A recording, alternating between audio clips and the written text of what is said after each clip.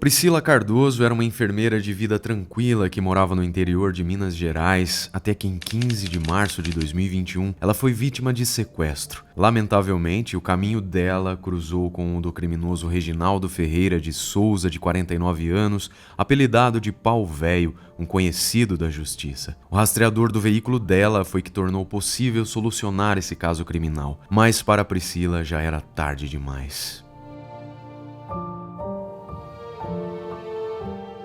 Nosso episódio de hoje é nacional e aconteceu em 2021 em uma pequena cidade do estado de Minas Gerais, que se tornou palco de um sequestro seguido de morte. Crimes como esse, pessoal, comprovam a falência do sistema prisional do nosso país, pelo menos como local de reabilitação de delinquentes. E a vítima da vez foi a enfermeira Priscila Cardoso. Esse caso nos levou também a pensar como deve ser frustrante para a polícia prender o mesmo elemento 23 vezes. Pois é. Eu sou o Marcos, sejam todos bem-vindos ao Insólito. Se puder, curte, comenta, considere entrar para o nosso clube de membros, pois vocês sabem que isso ajuda demais diretamente aqui na produção dos conteúdos, tá? E por falar em ajudar na produção dos conteúdos, eu tenho que ser muito grato a todos os patrocinadores aqui do Insólito. E hoje é a vez da Insider, essa marca maravilhosa que eu tô adorando fazer essa parceria, usar as camisetas deles aqui nas produções dos episódios para vocês, porque elas são super confortáveis, galera, assim, incríveis mesmo, tá? Essa aqui é uma tech t-shirt preto básico, que eu adoro. Ela é cheia de tecnologia, tá? Ela desamassa no corpo, é anti-odor. E olha só, ela faz parte, essa tech t-shirt aqui, de um kit que a Insider monta para apresentar a marca para vocês, tá? E lembrando que a Insider tem roupa para homem e para mulher também, tá? E esse kit se chama Kit Starter Pack 1 para ele. Nesse kit vem duas camisetas como essa, né? Tech t-shirt. E você pode escolher, são várias cores lindas. Vem também uma cueca e olha, baita cueca confortável, bem como uma meia também incrivelmente confortável. Vale muito a pena experimentar, tá, gente? Vou deixar o link aqui na descrição, então. Corre lá, usa o cupom INSÓLITO12 que você ganha 12% de desconto em qualquer compra ali dentro da loja da Insider. Experimenta, depois você vem aqui me dizer se gostou ou não das roupas da Insider, fechou? É isso então. Recados dados, vamos aos fatos.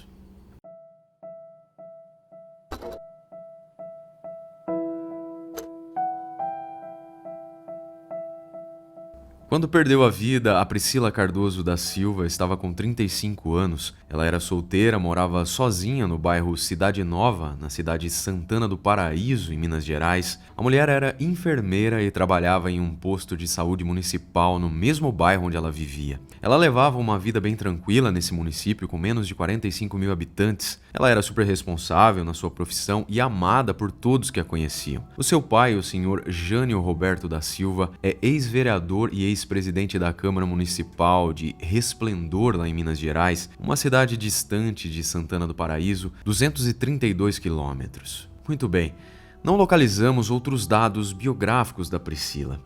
Lamentavelmente, a Priscila se tornou conhecida da mídia no dia 15 de março de 2021, quando ela foi vista pela última vez. As imagens recuperadas de uma câmera de segurança localizada próxima à unidade de saúde onde ela trabalhava mostraram à polícia, à investigação, o momento em que ela foi rendida por um indivíduo que parecia estar armado. Sobre esse ponto, mais tarde, nós voltaremos a falar um pouco mais para vocês.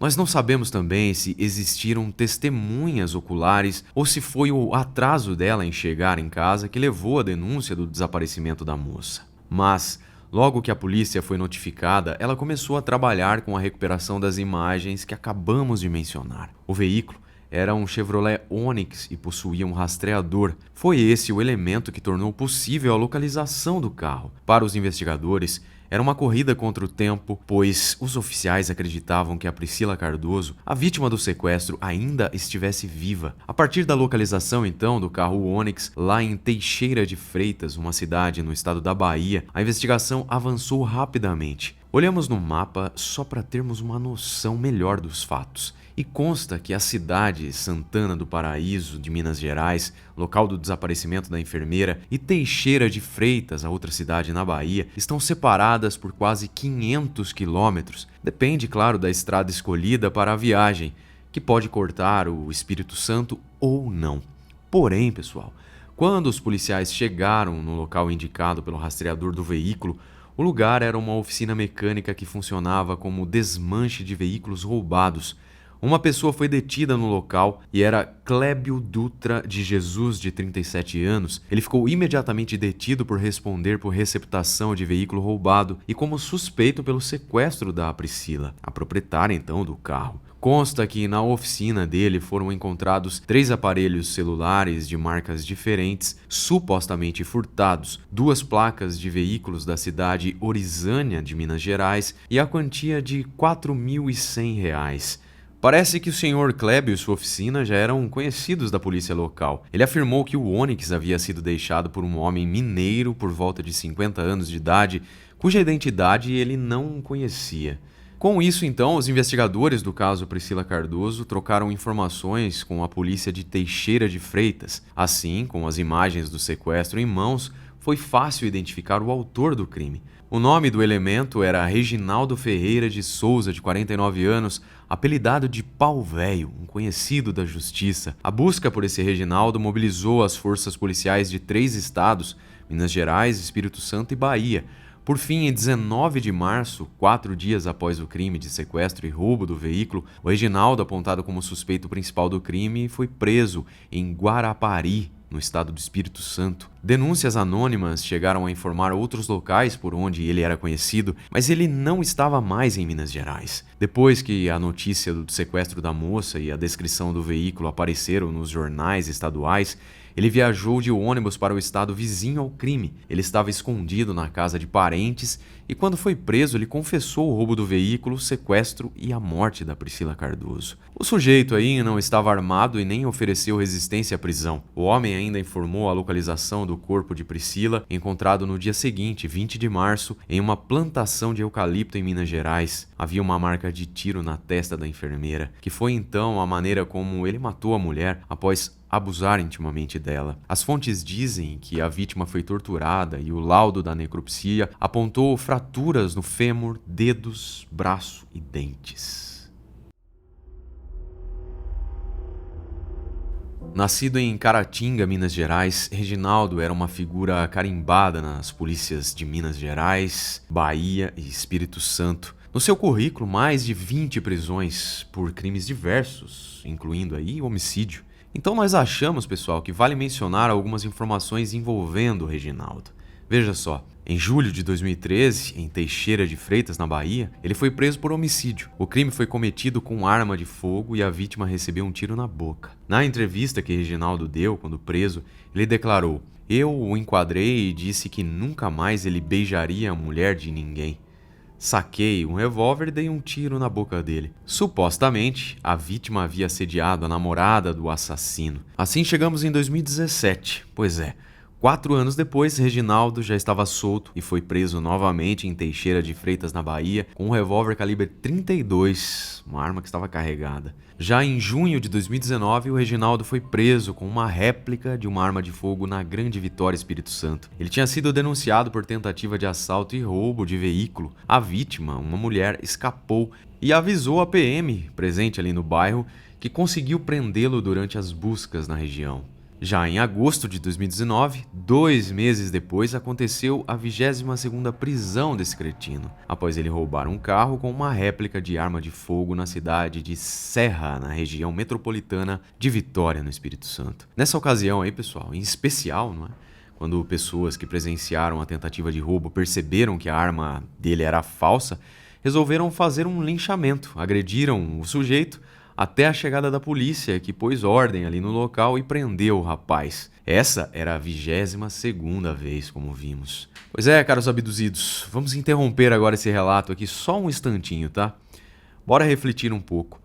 A 22ª prisão aconteceu em agosto de 2019, mas ele estava livre nas ruas em março de 2021, quando aconteceu o ataque e assassinato da Priscila. Quais as razões, eu perguntaria a vocês, possíveis para esse homem estar solto em tão pouco tempo, mesmo com um histórico podre desse? Fuga? Nenhuma notícia sobre isso, tá? Liberdade condicional? Talvez. Ou um advogado mágico, quem sabe, não é? Certamente alguns de vocês pensaram em uma quarta hipótese, que a nossa legislação é cheia de brechas vergonhosas, não é? Pois é.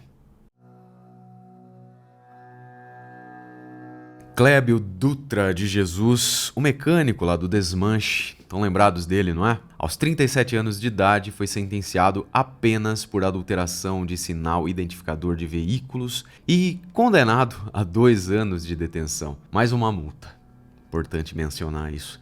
Mas, como ele havia sido detido desde o início das investigações, após o julgamento, ele já tinha direito à liberdade condicional e cumpriria o resto da sua pena em regime aberto. Já o Reginaldo Ferreira de Souza, um cara assim, frequentador nato das cadeias aí pelo Brasil, não é?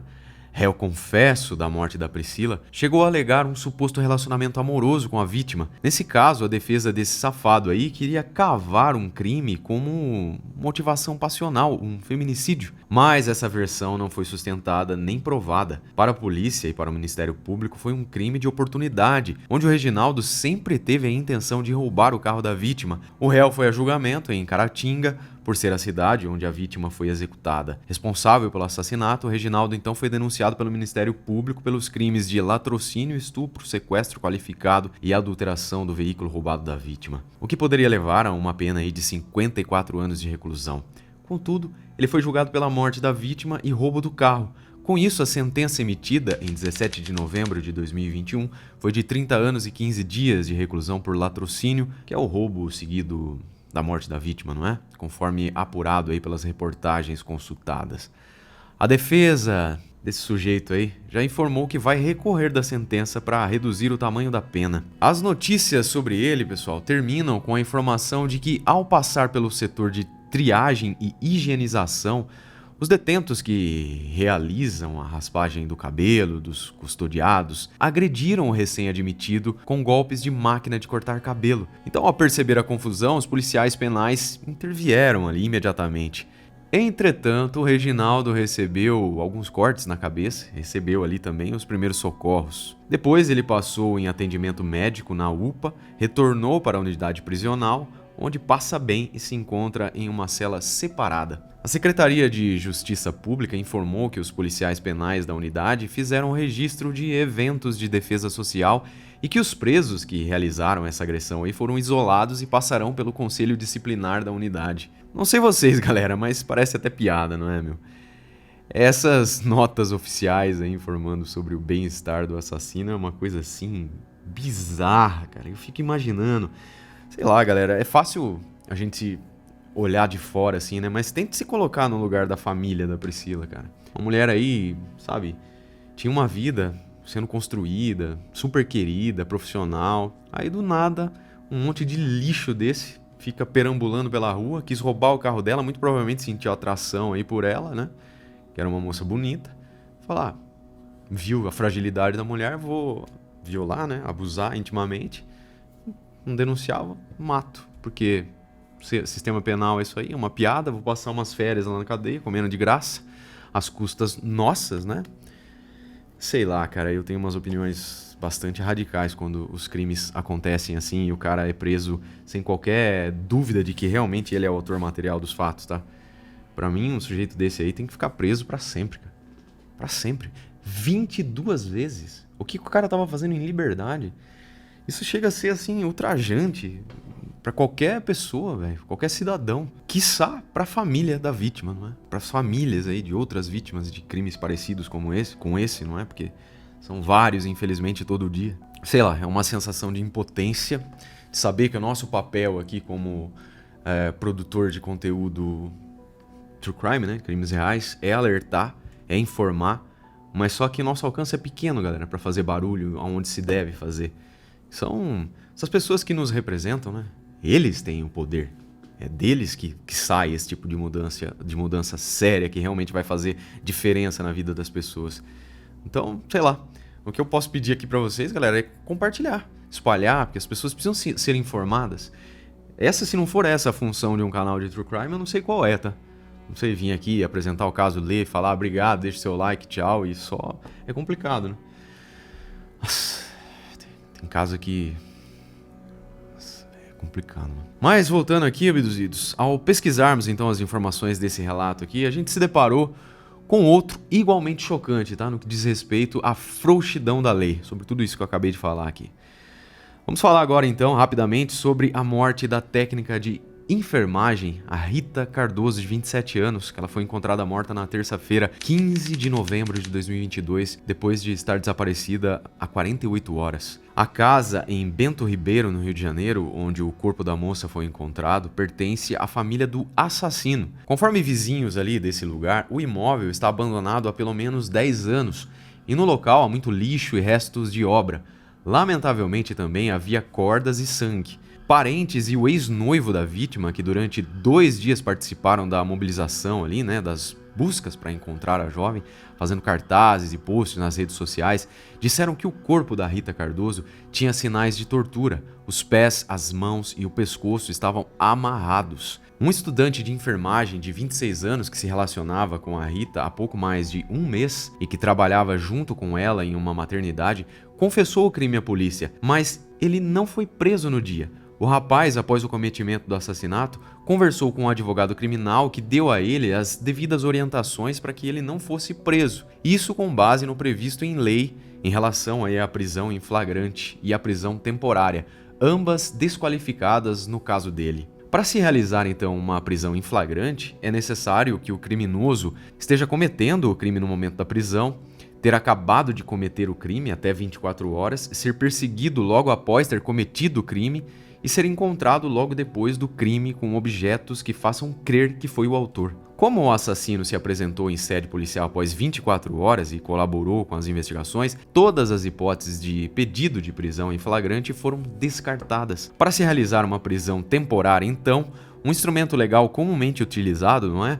O delegado responsável pelo caso deveria fazer um pedido à justiça alegando que a prisão seria imprescindível para a investigação, para colher então aí mais provas no inquérito ou que seria necessária para a garantia da ordem pública, caso o suspeito pudesse atrapalhar as investigações ou fugir. Mas como o suspeito se apresentou, colaborou com as investigações e tinha residência fixa, todas as alegações para a prisão temporária estavam ausentes. Na época, as possíveis razões do homicídio não foram explicadas pelo responsável, não é? Mas a hipótese mais discutida era ciúme da parte dele. A família da Rita foi pega totalmente de surpresa pelo trágico acontecimento.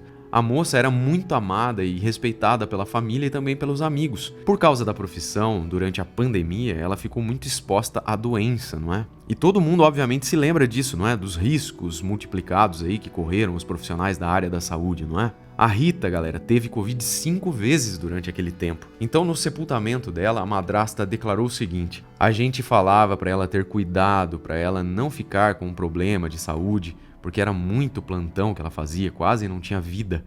Ela escapou da Covid 5 vezes, para agora esse demônio, esse covarde, fazer isso com ela. Pois é, né, galera? Para fechar, segura aí. O réu confesso, como falamos, era estudante de enfermagem e morador de Jacarepaguá, na zona oeste do Rio de Janeiro. Em uma rede social, ele dizia ter experiência na área da saúde da mulher e se apresentava como presidente e membro fundador da Liga Acadêmica de Atenção Integral à Saúde da Mulher. Mais ainda, se dizia monitor de ensino clínico da saúde da mulher, mas apenas o desenrolar das investigações diriam mais sobre ele e o crime.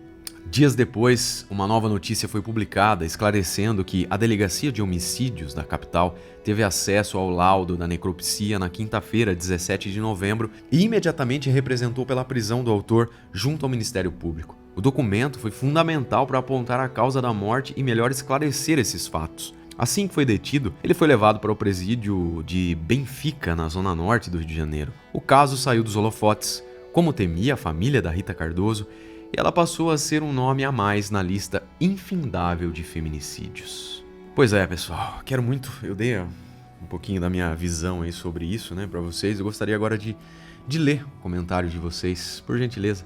Deixa aí, não esquece de espalhar o vídeo, tá? Essa é a nossa função, levar aí esse alerta social para as pessoas, o máximo de pessoas possível. Então, colabora com a gente aí, colabora com o Insólito. Agradeço imensamente a companhia de vocês, espero que vocês tenham apreciado o nosso trabalho de hoje. Um beijo do Ruivo e até o próximo episódio.